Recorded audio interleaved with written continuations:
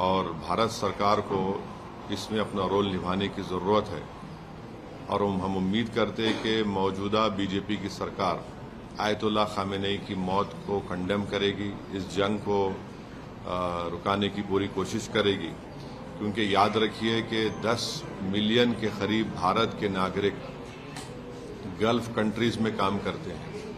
और अभी इत्तला आई कि ओमान के पोर्ट पर शायद हमारे एक इंडियन वर्कर की जख्मी भी हुए हैं। तो ये बहुत, अगर ये जंग नहीं रुकेगी तो फिर ये बहुत आगे बढ़ेगी, ये टर्मोइल होगा पूरे इलाके में।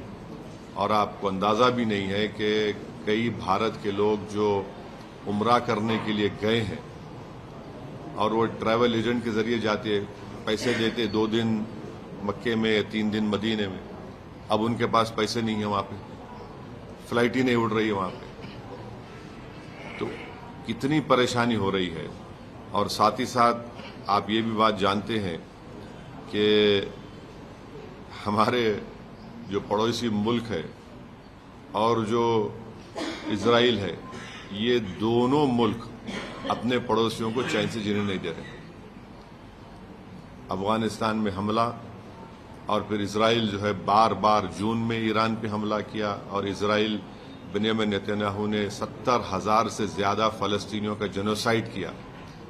ये जेनोसाइडल रजीम है और जो हमेशा शरारत करते रहते हैं। तो ये मेरे एहसासात हैं अपनी पार्टी की तरफ से, और मैं उम्मीद करता हूं कि हमारी गवर्नमेंट ऑफ इंडिया खामनेई की मौत की मजम्मत करेगी। और अगर ये जंग नहीं रुकेगी, जो एक इलीगल है और कोई खतरा नहीं था किसी को, सिर्फ दबाना चाह रहे थे और जुल्म कर रहे हैं इस तरह वहां पर हमला करके, और इसके जो नताइज निकलेंगे वो बुरे निकलने वाले हैं।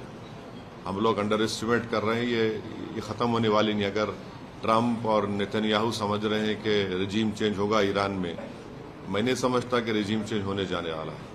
सर, पूरे वैश्विक पटल पे पहले ये जो टैरिफ का वो आया, उसके बाद वेनेजुएला की जो घटना घटी और ये घटना, इसको आप कैसे देखते हैं? क्योंकि अमेरिका लीड करता रहा है। नहीं, देखिए, जितना इंटरनेशनल रूल बेस्ड ऑर्डर था वेनेजुएला पे हमले के बाद वो खत्म हो गया।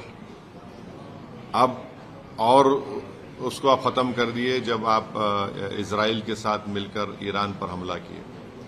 जेनीवा में ब्रेक थ्रू हो गया था बातचीत का। ओबामा जब प्रेसिडेंट थे तो उन्होंने ईरान से JCPOA एक एग्रीमेंट किया कि सिर्फ 3% न्यूक्लियर फ्यूल बनाएंगे। ट्रंप प्रेसिडेंट बने, उन्होंने उस ट्रीटी को ही खत्म कर दिया। तो ईरान 60% पे चला गया। 90% होना चाहिए आपको न्यूक्लियर बॉम्ब बनाने के लिए। अब कौन जिम्मेदार है उसका, बोलिए? अब जेनीवा में बातचीत हो रही थी, तकरीबन ब्रेक थ्रू हो गया था, और जैसा ब्रेक थ्रू हुआ, ये गोरी चमड़ी का ट्रंप जो है बेंजामिन नेतन्याहू के इशारे पर यहां पर ईरान पे हमला कर दिया और पूरा इलाका जो है वो टर्मोइल में आ गया। आप बताइए, दुबई का एयरपोर्ट में लोग फंसे हुए हैं, फ्लाइट्स कैंसल हो रहे हैं, एक अफरा तफरी का माहौल बन चुका है पूरा, और ऑयल प्राइसेस बढ़ जाएंगे और उसका असर भारत पे ही पड़ने वाला है। हम तो 80%, 25% तो ऑयल तो इंपोर्ट करते हैं हम। अगर $1, $2 भी बढ़ गया तो कितना बड़ा हम पे बोझ पड़ जाएगा। तो ये चीजें हैं, और सिर्फ एक स्टेटमेंट देने से भारत सरकार, मोदी सरकार अपनी जिम्मेदारी को नहीं निभा रही है। उनको ये पूरी कोशिश करना चाहिए। याद रखिए, अगर ये आग फैल गई जंग की, तो जाहिर है ये तमाम ममालिक में हमले हो रहे हैं, तो फिर इसका नुकसान भारत के ही उन करीब 1 करोड़ जो लोग मेहनत करते हैं वहां पर और अपने गाढ़े खून की कमाई से भारत को फॉरेन एक्सचेंज भिजाते, उनका मुस्तकबिल क्या होगा फिर? सर, ये पूरे प्रकरण में अपने पड़ोसी मुल्क पाकिस्तान को किस तरह से देख रहे हैं? मैं तो बोला ना, मैं तो आपको बोल दिया ना कि पाकिस्तान भारत का नेबर है, इसराइल के अतराफ में जितने नेबरिंग कंट्रीज है, चाहे लेबनान हो, सीरिया हो, कतर हो, इन तमाम ये दोनों कंट्रीज जो है अपनी शरारत और अपने ईवल जहनियत से अपने पड़ोस में सुकून से रहने देते किसी को। और पाकिस्तान अफगानिस्तान पे हमला कर दिया और इसराइल जो है वही कर रहा है। 19वीं सेंचुरी के आगाज में दो ही कंट्रीज मजहब के नाम पे बनाए गए थे और दोनों नाकाम फेल स्टेट्स हैं। ये आपके सामने मिसाल है, देख रहे हैं आप। एक तो जेनोसाइड कर रहा है फलस्तीनियों का 75 साल से, और एक रेसिस्ट और डिस्क्रिमिनेटरी स्टेट अगर कहीं दुनिया में है तो इसराइल है।